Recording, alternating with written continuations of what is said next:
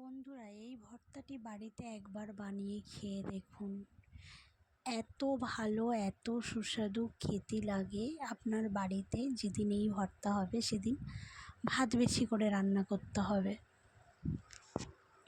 আসসালামু আলাইকুম বন্ধুরা, কেমন আছেন? আশা করি সবাই ভালো আছেন। আলহামদুলিল্লাহ, আমিও খুব ভালো আছি। আবারও একটি নতুন ভিডিও নিয়ে আপনাদের সামনে হাজির হয়ে গেলাম। বন্ধুরা, আমি আজকের বানাবো রুই মাছের ভর্তা রেসিপি। তো চলুন বন্ধুরা, আমি মাছটি খুব কড়া করে ভেজে নিয়েছি। আমি পেঁয়াজ একটু লাল করে নিয়েছি, আর 3টে শুকনো লঙ্কা পুড়িয়ে নিয়েছি। আমি এখানে পেঁয়াজ নিয়েছি, প্রায় 1 কাপ মতন কুচে নিয়েছি কাঁচা পেঁয়াজ। এখন মাছটি আমি পুরো কাঁটা ছাড়িয়ে রেখেছি। এখন আমি শুকনো লঙ্কা 1/2 টেবিল স্পুন লবণ দিয়ে মেখে নেব। দেখুন, এইভাবে লবণের সঙ্গে মেখে নেব। লঙ্কাটা তাড়াতাড়ি গুঁড়ো হয়ে যাবে।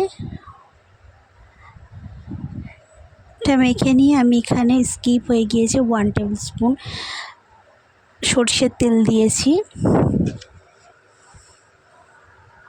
আমি এখন পেঁয়াজগুলো খুবই ভালোভাবে মাখিয়ে নেব। মাখিয়ে নিয়ে এখানে আমি যে মাছগুলি আমি বেছে রেখেছি মাছগুলি দিয়ে দেব। এখানে আমি 1 টেবিল স্পুন জিরে গুঁড়ো দিয়ে দিলাম। তার আগে মেখে নিয়ে মাছগুলি আমি দিয়ে দেব।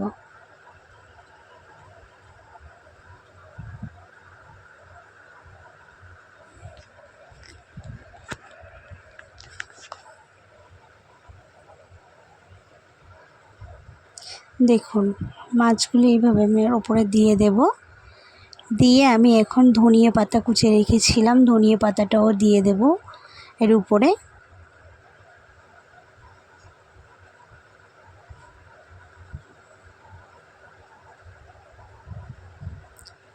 আমি এখন ভালো করে মেখে নেব হাতের সাহায্যে। এখানে আমি 2টি কাঁচা লঙ্কা কেটে রেখেছিলাম, দিয়ে দিলাম।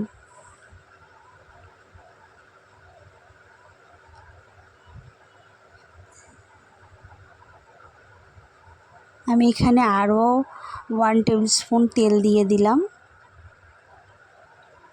খুবই ভালো করে মেখে নিতে হবে এটা। দেখুন, হাত দিয়ে আমি এভাবে চটকে চটকে মেখে নিচ্ছি। এই যে ভর্তাটা খেতে এত সুস্বাদু হয় কি বলবো, মানে বলার কিছু নেই। আপনি বাড়িতে একবার ট্রাই করে খেয়ে দেখবেন। আমি এখানে আবারও 1 টেবিল স্পুন সরিষার তেল দিয়ে দিলাম।